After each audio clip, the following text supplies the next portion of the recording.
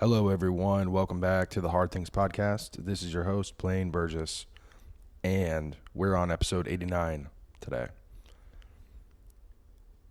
I am recording these at a rate much faster than usual because we're trying to catch up. If you are listening to this episode as a standalone, my grandmother passed away recently, and we were a little bit behind schedule. So I think this episode will catch me up, and we'll be able to get back to our regularly scheduled programming. Also had some personal stuff going on in terms of school and trying to join a fraternity. So yeah, there's a lot going on, and this stuff is brewing in me at all times. When I get a kind of a quiet moment, I think about,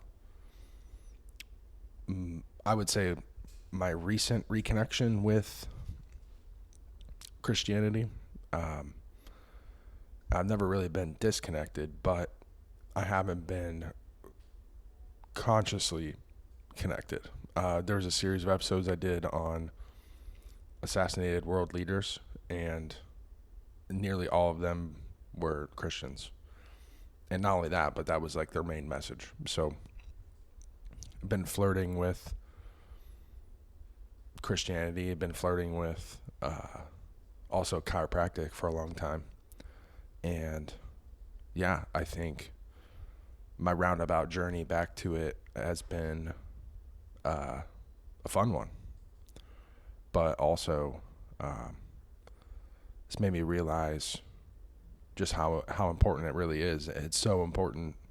I'm realizing the gravity of it. I think I avoided it because it was so heavy for a long time. So yeah, the weight doesn't really bother me anymore, as illustrated by my ability to just hammer out these episodes to catch up, because I want to just keep myself on track more than anything. But if anyone is out there listening, I hope you enjoy. So today, it's a little bit of a continuance of the last episode, only because what's interesting is the last episode was about feeding the 5,000. So Jesus taking the 5 loaves and 2 fishes and multiplying them. And then it was, I am the bread of life. That was his very first I am statement. So what was sandwiched in between those two things was Jesus walking on water. So in the Bible, I believe, he just walks from where the sermon was, where he fed the 5,000, across the water back to Capernaum, kind of like in those days, like time traveling, because he didn't go around, so he got back to Capernaum much faster than everyone. And then people catch up to him, and they're like, okay, you fed those people, and now you walked across the water, and they're kind of wanting him to militantly take over the region and push the Romans out with his power. And Jesus kind of like, hey, that's not what this power is for. And the goal of his goal was to bring people into the kingdom of heaven and kind of show like, hey, I'm in heaven, and this power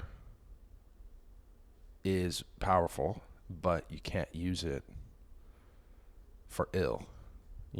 He's like feeding people, he's walking on water to kind of demonstrate miracles, healing a lot of people through the stories of the book of John. And the only way to heaven is through me and my body, the body of Christ, the bread. And anyone who eats will, join the kingdom of heaven. And it's like people get hung up and say like, oh, well, they're not going to literally eat his flesh and drink his blood. And it's like, if you're hung up on that, you're avoiding the message is you can just choose to be in heaven, like right now.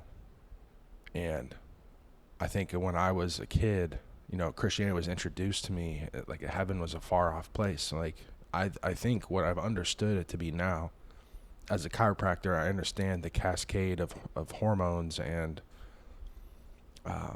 different molecules that make our bodies feel great.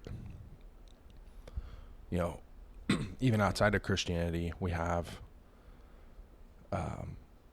people in the Middle East and India and otherwise, like these mystics.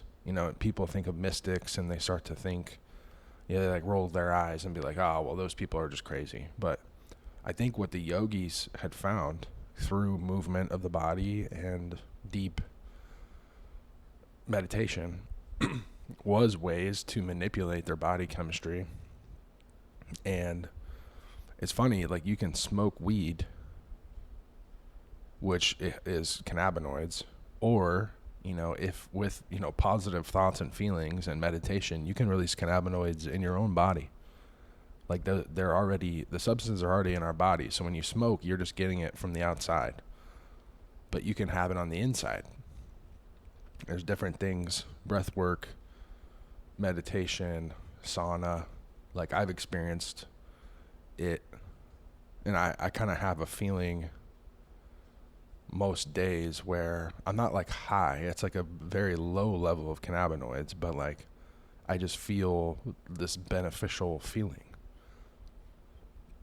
I think really what Jesus was trying to say is like, that's the kingdom of heaven, is your body. Even if there's all kinds of ugliness and evil happening around you, you can still generate, those things. Like if your body reacts, you can pull it back to center. You can release cannabinoids and feel better.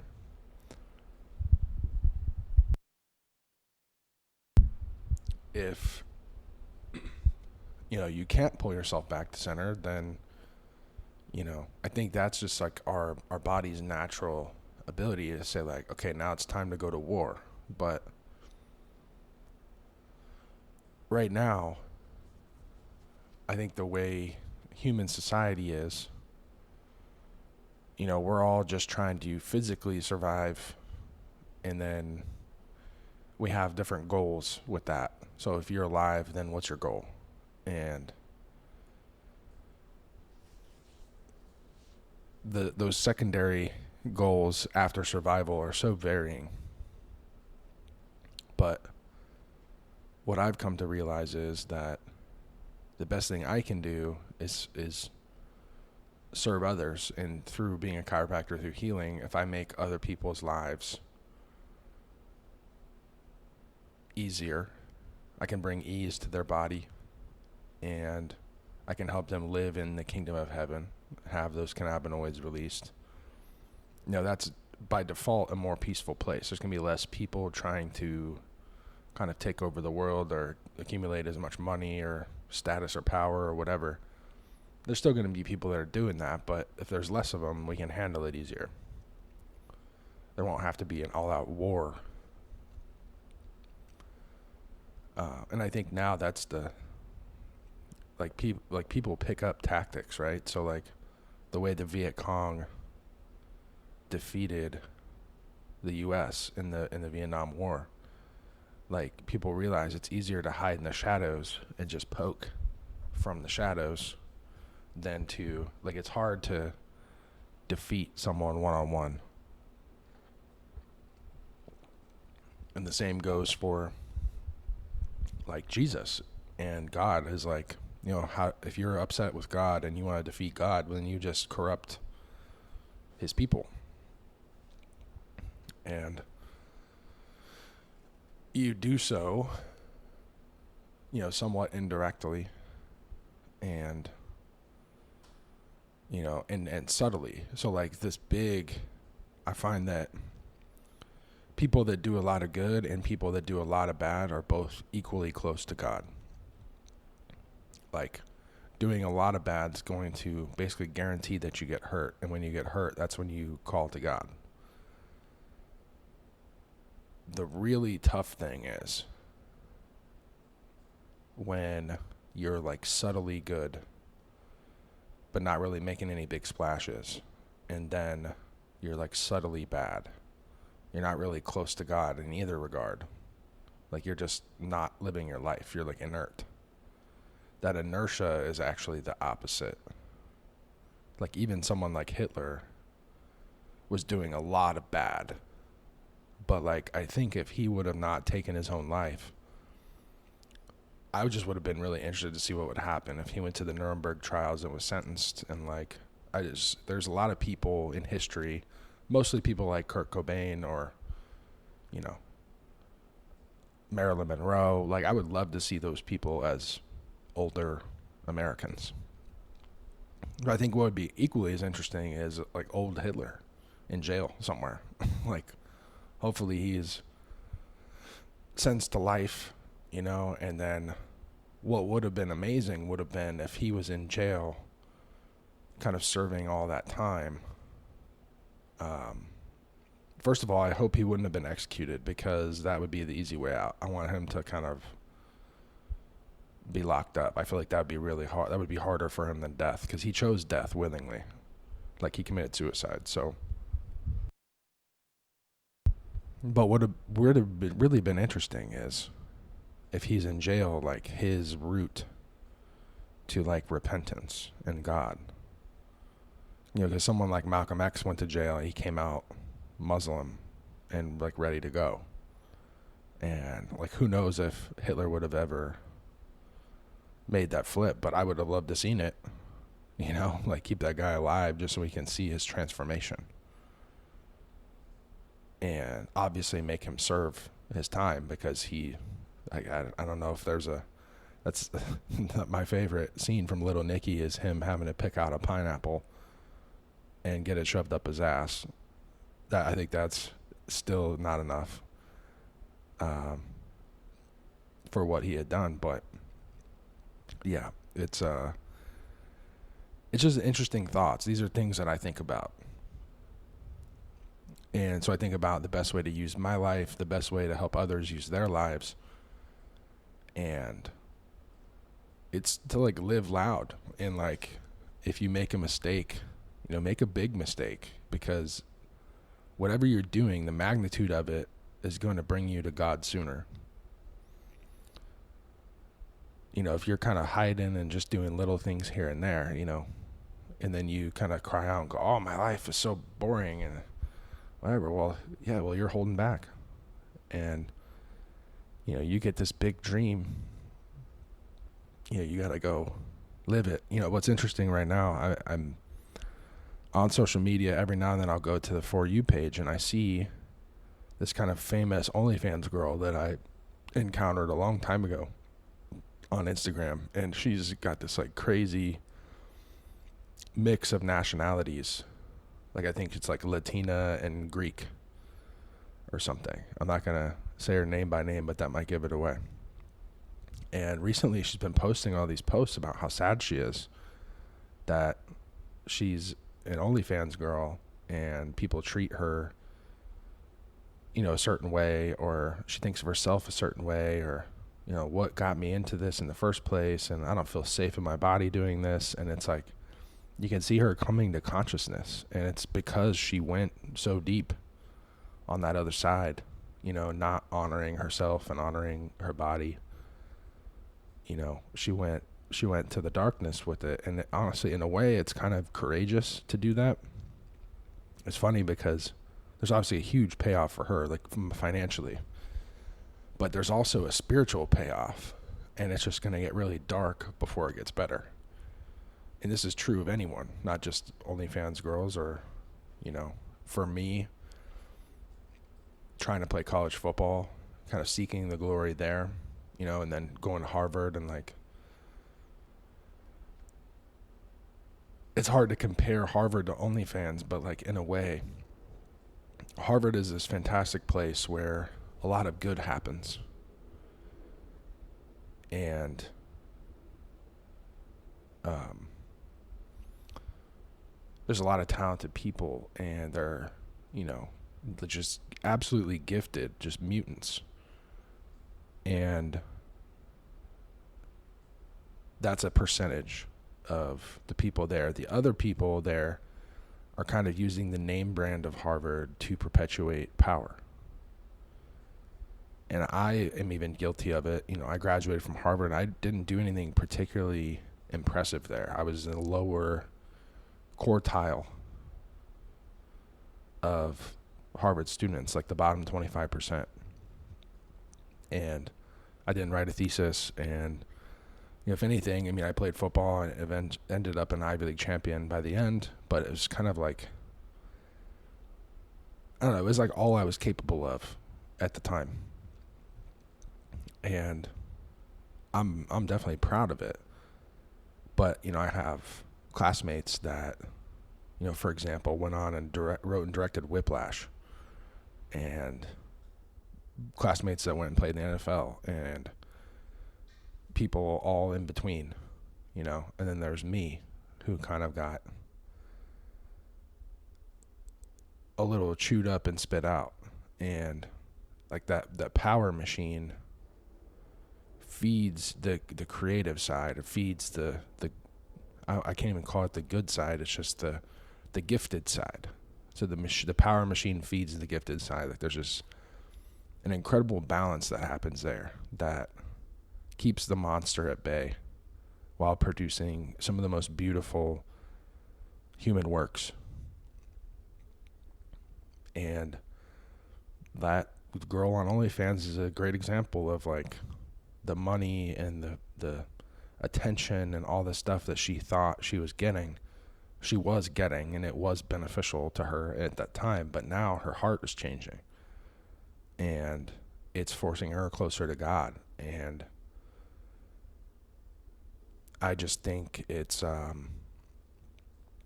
more that she just lets that sink into her, she's going to end up finding a man who accepts her for who she is and who she was. And, she's going to end up getting all of the blessings, if she just lets it happen, which can be hard because she's going to have to let go of some attention and the money and all that. But it's good work nonetheless, and it's cool to see it happening, especially with shows like Euphoria, where Sydney Sweeney is becomes an OnlyFans girl. Like I think they kind of showed the dark side of that. She ends up like, I won't spoil it because it's too soon, but it's a lot of really dark stuff that happens, and just be careful what you wish for, because you just might get it. And I think that's Jesus's message in,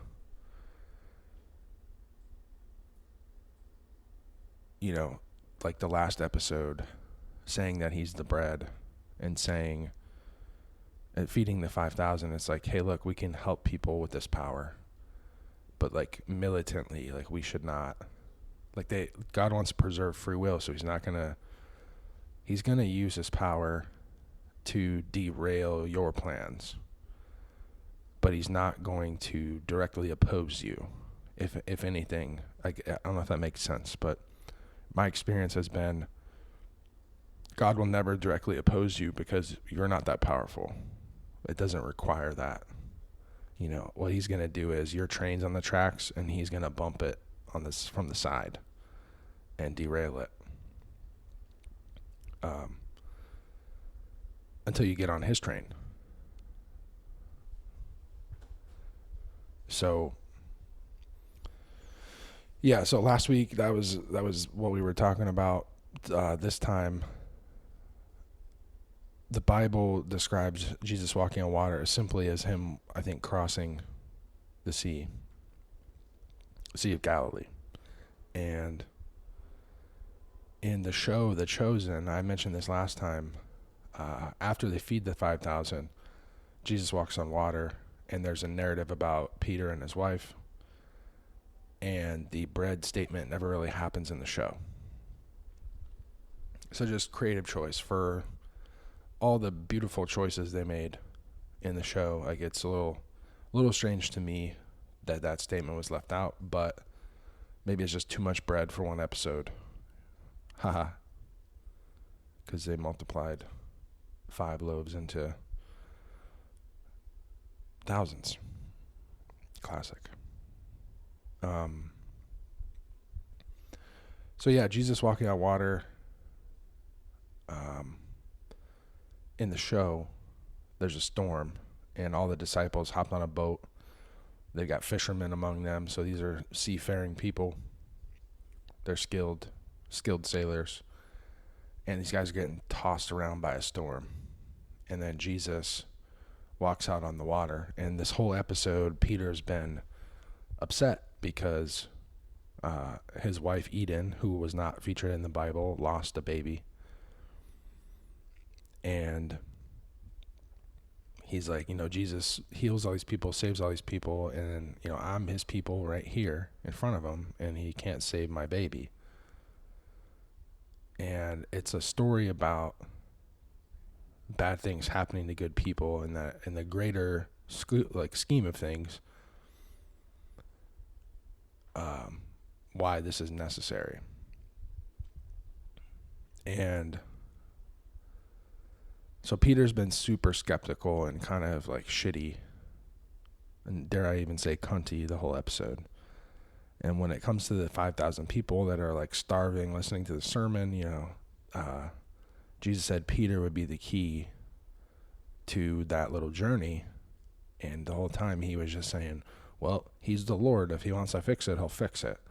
And even though he was saying it, kind of snarky, it was true. Like the truth was just delivered in kind of a shitty way. So that's why Jesus said that. And so he fed the people, and Peter's kind of like, all right, feed the people, fine, don't save my kid, whatever.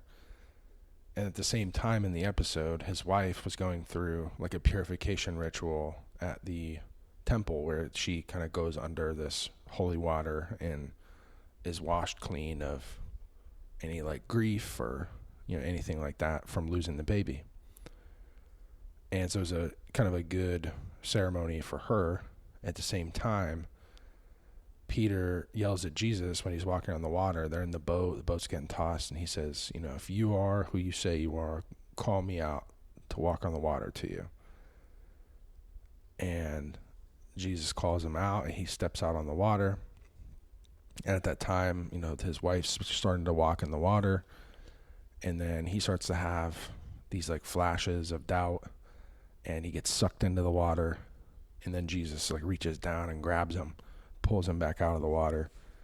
And it's this whole like dramatic thing. And he says, don't let me go. And it's kind of a good optic for like drowning in grief. And that's kind of what it feels like sometimes when you have this immense grief. And just knowing that this is all part of the plan and God's not going to let you go. I appreciated the artistic liberty. If that was the price of, they didn't have time for the bread statement, but I got this instead, this kind of additional walking on water story.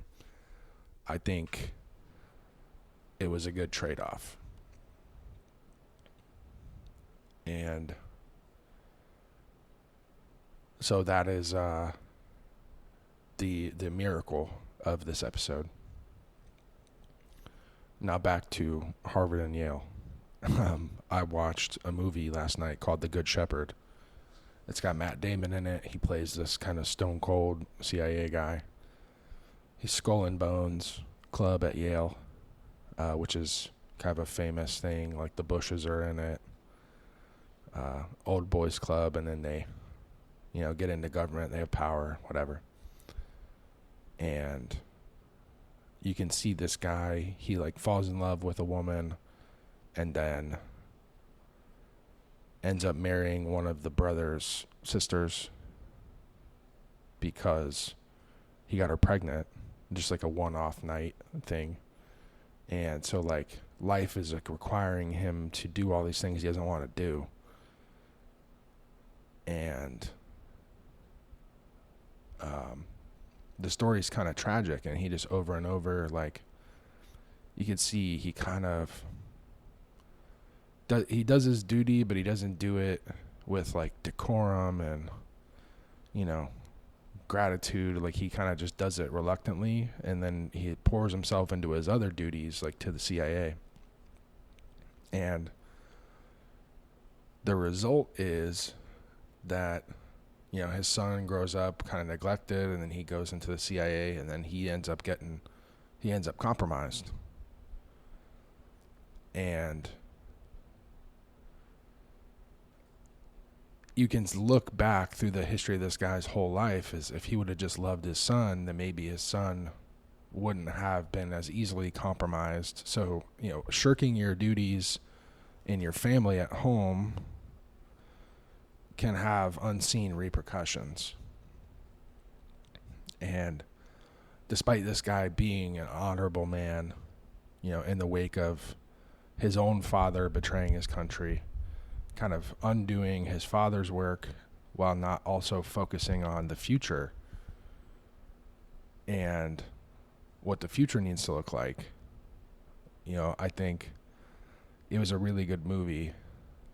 And, you know, I think of the quote, hell is paved with good, and the road to hell is paved with good intentions. This guy had the best intentions, and it still kind of led him to hell, because he listened to God's wishes, but not fully. And I think, like, this week's statement is going to be the I am the good shepherd statement. We already talked about the gate for sheep and being the bread and these other statements. And I am the good shepherd. It's, I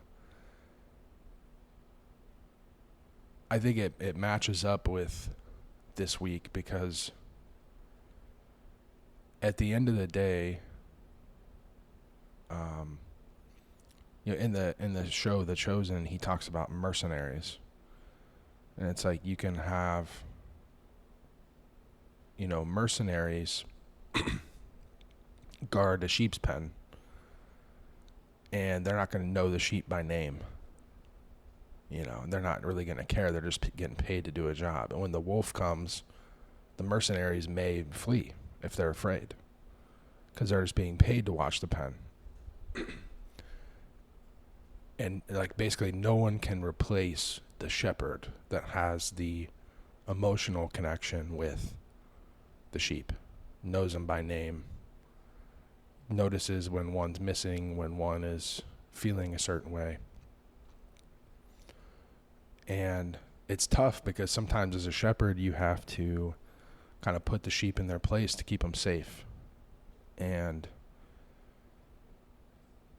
you are maybe going to upset the sheep. And the sheep have to realize that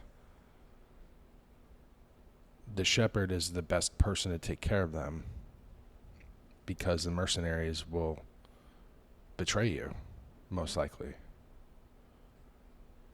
So, kind of like a marriage based on business arrangements, or, yeah, people, you know, bosses at work, or, like, there's so many, like, relationships in our world that are conditional, but you really need that unconditional love. And not only that, you should make it easy on the person to love you unconditionally, as easy as you can. And it's a two-way street, and just realizing that that relationship is key to a good life. And maybe you, as you're a kid, you grow up, you're a sheep, and you accept your role as a sheep, and then someday you become the shepherd. And that's the ideal way that it happens. And it doesn't always happen for people, but as a shepherd, like, I think in my circumstance, you know, you can expand your abilities as a shepherd. So I might have a family, I already have, family who's living. I think about my nieces and nephews, like they're going to need a good solid uncle at some point, I'm sure. But eventually I have, a wife, I have kids of my own, but then I can expand myself to, friends and a little bit people in the community and their kids, and in future my patients. And I can just become this big, powerful shepherd. It's not necessarily, I think in chiropractic, there's this great, Dr. Sid Williams is this great, founder of Life University and chiropractic kind of mentor.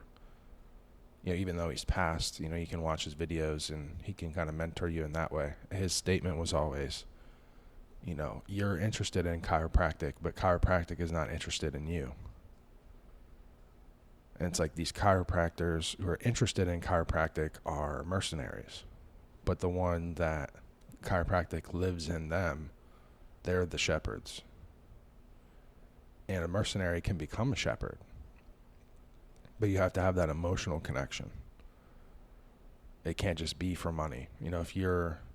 I notice a lot of people I'm in school with right now are thinking about how many patients they're going to see a day and how much money they're going to need to make and what their overhead is going to be. And I don't think those are the first questions. The first question you need to ask yourself is, what kind of shepherd am I going to be? And I think the better you take care of people, the better shepherd you are, the money will come and you don't have to worry about it. Dr. Gonstead, one of my main mentor, said, I'm going to take care of God's people and he will take care of me. And that's what he did largely for a very long time. So that's kind of the example that I follow. And when I think of the Good Shepherd, I think, you don't have to necessarily walk on water to be a good shepherd. You just have to have that emotional connection. You just have to care. And if you care all the way 100%, I think God's going to give you the strength to complete your tasks, whatever they are, however they come. And what was crazy is, in the movie, there's a scene. This is an older movie, so I don't feel bad spoiling this. But the son's compromised. There's a Russian spy that's literally living in she's a Congolese woman. So he's stationed in Africa, and this Congolese woman found him, and he gave up. They're saying that he gave up the Bay of Pigs to her in bed. So she's like, honeypotting him, and they're about to get married. And when they get married, it's like this Russian spy in the movie. His code name's Ulysses, and they call the main character, Matt Damon, they call him Mother. So this is Ulysses putting a Russian spy in Mother's family, which is like the most compromised you can be, like super compromised. If anyone at the CIA found out, they would just have his son put away forever and probably kill the woman. So before it gets out in the CIA, what he ends up doing is, he doesn't know this, but the Congolese woman's pregnant, and he has members of the CIA push her out of an airplane that's flying to a church where she's about to marry his son. So he has her killed to basically fix his son's mistake. Like, he couldn't get his son to stop the wedding, consciously, and his son couldn't understand in that moment. So he had to take care of it in this very sinister way. But she was a Russian spy at that point, basically a Russian soldier, and it's all morally terrible and very confusing. And he just said, hey, my son is my primary sheep, and I got to keep him safe. And so what a mess, right? But that's why the movie's called The Good Shepherd, because this guy throughout his whole life just maintained these these sets of morals and virtues, and I think God orders them in certain orders. And maybe, the thing is this is like a made up story, but if this were real life, does God want that Russian spy to be in your family and to kind of get you out of the CIA? Or, like, does it come from your fear of losing your own position, or is it really that you're going to save your son? And I think that's what Robert De Niro directed the movie. I think that's what he's asking is, this whole life, this guy hasn't acted like he cared about his son. But it is feasible to think that this is the moment, or he does care the most, and he is doing it to protect his son. Or his motivation could be just fearful for himself. And I think it kind of the feeling at the end is that the main character, Matt Damon's guy, was supposed to be in the CIA to continue to build it. So he did what he needed to do, and that was kind of what God had called him to do. But very dark stuff. Very, very dark. And that's what makes a good movie. It's just drama, tension, life. Life gets messy. And it pushes you to think about these things. So I just appreciated that movie a lot for making me think about what it means to be a good shepherd. And yeah, these are some great ideas, and I think I'll end on back to the OnlyFans girl. I think OnlyFans is a classic mercenary, and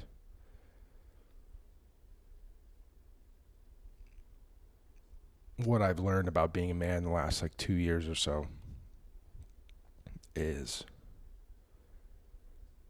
we can't control people's actions. We can tell them, what we think is right, what the hopes that we have for them, and kind of in doing so, doing it brazenly. I've always had a lot of guilt and shame for making people feel bad. So I would internalize the guilt and shame myself and kind of take it from them. But sometimes people need to feel that so that they're going to change and be the best version of themselves. So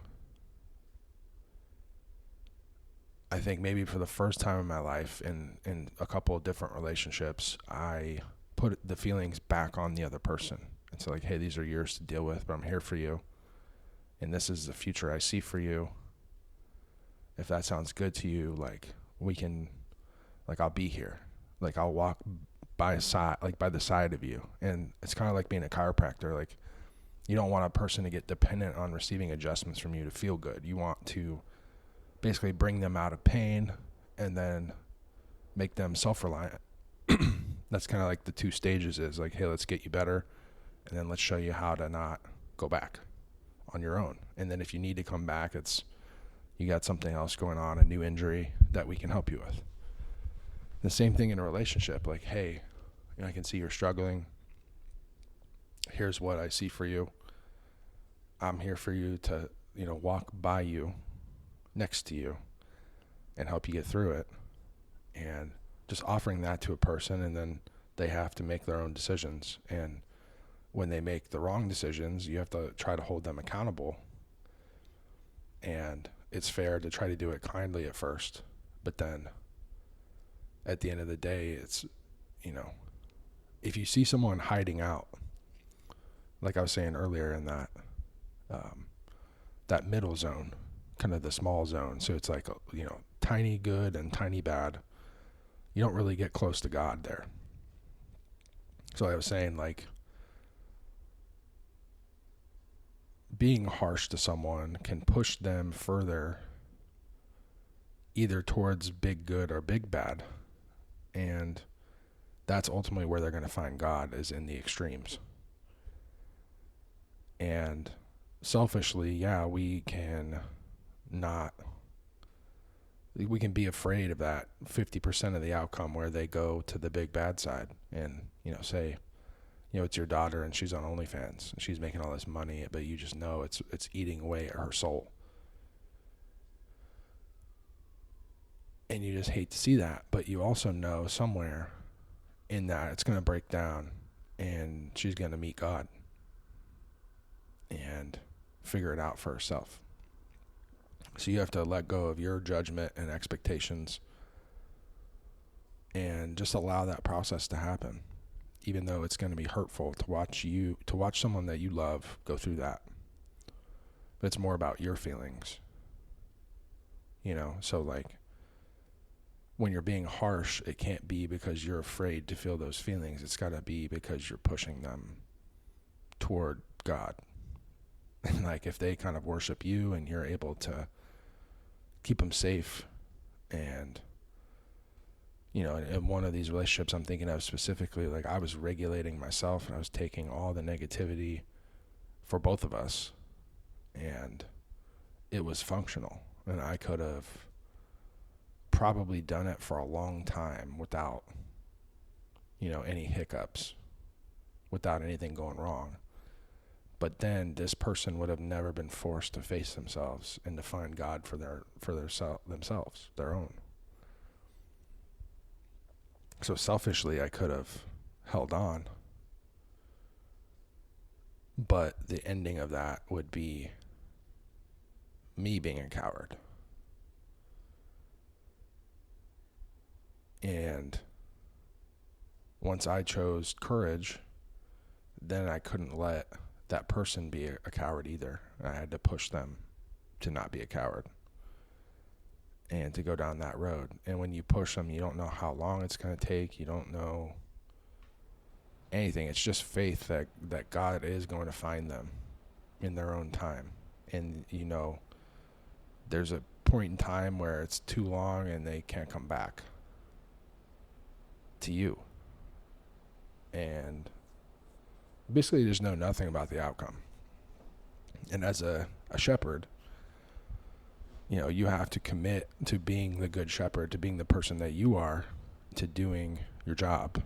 And then you do your job, and then you just rest, I guess, is the best way to describe it. So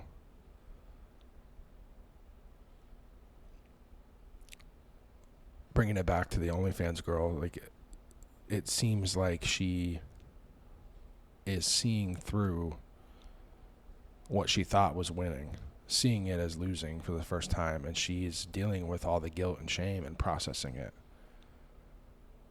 and maybe worried, maybe afraid that she's not going to be able to find a man now. What she's going to have to do to get the best outcome she can get now is to get rid of the guilt and shame and get rid of the fear, and just know, like, hey, I went through that to become this other person, this new person that I am now, and that's okay. And then just be confident and live life and love people to the best of her ability, and she's gonna get where she's going, where she wants to go. Whatever her feelings are drawing her toward now, like, she's gonna get it if she just goes all in. And so the recipe over and over is just going all in with what you feel at the time, whether you're the shepherd or the sheep or somewhere in between. You just can't hide in plain sight. So that's the message for today. This is the 5th episode in the series of episodes about the miracles of Jesus and the I am statements. So we'll get the next 2 here in the coming weeks. And until next time, I hope you enjoyed this. We'll see y'all later.